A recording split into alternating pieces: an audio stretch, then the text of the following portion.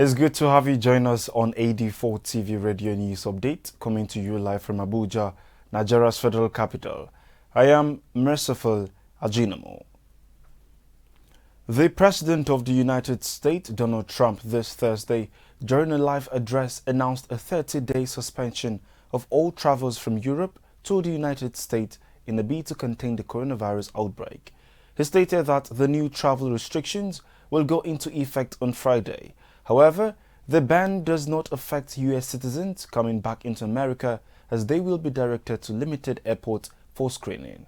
The ban applies to all foreign nationals who have traveled to 26 European countries in the last 2 weeks, and areas like China and South Korea.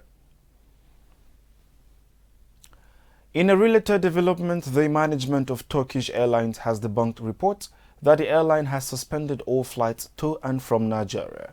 A statement by the airline explained that flight schedules to several destinations around the globe are being changed in accordance with international and national authorities.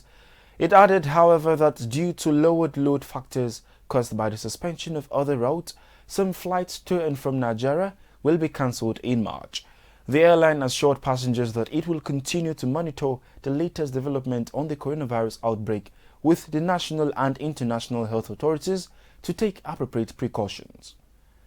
The World Health Organization Director General, Dr. Tedros Ghebreyesus, at a press conference in Geneva this Wednesday, declared the coronavirus a global pandemic. According to him, the number of cases outside China increased by 13-fold in the past 2 weeks, and the number of affected countries has tripled. He added that several countries have demonstrated the ability to suppress and control the outbreak, but criticized other world leaders for not acting quickly enough. And the Imo State Governor Hope Uzodinma has nominated 22 commissioners designate to the Imo State House of Assembly for screening and confirmation. The names were forwarded to the State House of Assembly this Wednesday. Nigeria's House of Representatives has indefinitely suspended the $22.79 billion external loan request by the President of Nigeria, General Muhammadu Buhari. The Speaker, House of Representatives, Femi Gbajabiamila, said this Wednesday that the loan consideration be suspended. The Chairman, Rules and Business, Abubakar Fulata, moved for the suspension of the loan request with no new date for its consideration. Analysts predict the Nigerian Central Bank will be unable to maintain the Naira's value for much longer as a slump in oil prices drains foreign reserves. Since the coronavirus appeared in China late last year, the Naira has weakened 1.3% on the spot market to 366.63 per US dollar.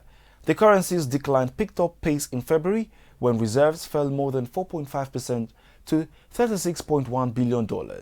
7 of 16 respondents expect the currency to be devalued in the third quarter, while 4 forecast a downward adjustment as early as the second quarter. Another 3 foresee a devaluation in the fourth quarter and 2 next year. However, the governor of the Central Bank of Nigeria, Godwin Emefiele, at a conference this Wednesday in Abuja, Nigeria, vowed to keep the Naira steady, adding that additional measures to shield the Nigerian economy will be deployed. And talking education, the Nigerian Minister of Labour and Employment, Senator Chris Ngige, this Wednesday said the Academic Staff Union of Universities' 2-week warning strike is illegal, stating that ASU failed to give proper notice to the government before embarking on the strike. Ngige added that the Integrated Personal Payroll Information System was the bone of contention and warned that the government would invoke the no work no pay policy. You're watching AD4TV Radio News Update. We'll go on a short break now. Up next, students shoot police officer dead in Cross River State, Nigeria. 14 Nigerians killed in boundary clash. Nigerian Trade Minister commends local car manufacturers.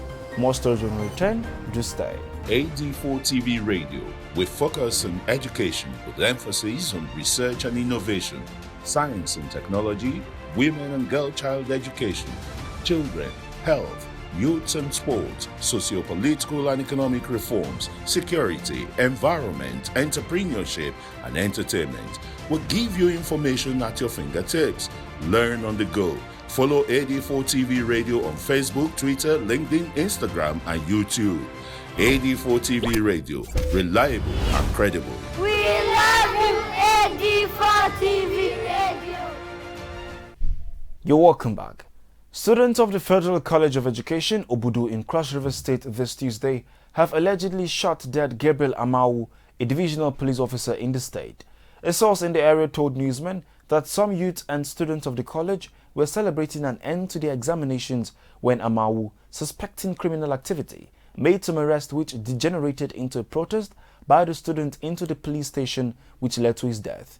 However, Irene Ugbo, the public relations officer for the Cross River State Police Command, said some of the suspects are in police custody, while the remains of Amau has been evacuated. Still talking security, 14 persons this Tuesday from Umogudu Akpu Ungbo in Ebonyi State, Nigeria, have been killed by suspected hoodlums from Agila in Benue State, Nigeria. Newsmen gathered that property worth millions of naira were also destroyed in the dispute between the two neighboring communities, which has lingered for long. A reporter with the Ebonyi State Broadcasting Corporation, Mrs. Pauline Nwaneri, who is from the area, confirmed the incident, lamenting that 4 members of a family were killed in the attack.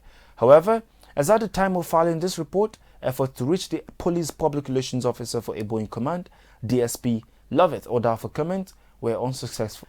Nigerian Minister of Trade and Investment Otumba Adebayo expressed delight in the 2020 Argungu Motor Rally Festival. The minister made the statement this Wednesday in Abuja at the flag-off of the Argungu Motor Rally 2020 organized by KB State Government in partnership with the National Automotive Design and Development Council, adding that the rally gives Nigerians the opportunity to showcase local manufacturers for great investment. The chairman Argungu Motor Rally Committee, Alhaji Suleiman Argungu, who also spoke at the event, appreciated the National Automotive Design and Development Council and his team for their support towards the motor rally. I'm happy that my ministry is involved in this rally this year because we have encouraged through the NADDC the local manufacturers of motor vehicles to participate in this rally. We believe it is an opportunity for local manufacturers to show Nigerians what Nigerians can do and the quality of vehicles that are produced here in Nigeria. I wish to register a sincere gratitude to the DG, NADDC and his team for coming to support this motor rally. Their singular effort has made this event today a reality. The United States of America Treasury Department this Wednesday imposed sanctions on Zimbabwe's State Security Minister and its ambassador to Tanzania for human rights abuses, including directing an attack on peaceful protesters. The Treasury Department stated that Zimbabwe's State Security Minister, Owen Nkube, was blacklisted over accusations that he ordered security services to abduct and mistreat members of the opposition group, and Anselm Sanwatwe, Zimbabwe's ambassador to Tanzania, was accused of directing security forces to attack protesters during demonstrations after the 2018 elections when he was commander of the National Army's Presidential Guard Brigade. And talking sport, the Royal Spanish Football Federation this Wednesday has said that the Copa del Rey final between Real Sociedad and Atletico Bilbao has been postponed due to the coronavirus outbreak. Both clubs were to play for the trophy on April 18th, but the Royal Spanish Football Federation has rescheduled the match for May 30th, 2020. The federation also announced that all non-professional men and women football and futsal matches have been postponed for 2 weeks. A bill to ban the importation of power generators into Nigeria has passed its first reading in the Senate, with a jail term of at least 10 years imprisonment for anyone who knowingly sells or uses generator sets. AD4TVRADIO sought the opinion of residents of the federal capital city of the country on this development, and this is the report. Following the introduction of a bill to ban importation of power generators into Nigeria, with a jail term of at least 10 years to offenders, we spoke to some Nigerians in the Federal Capital Territory, Abuja, on their opinion on the bill, and here's what they had to say.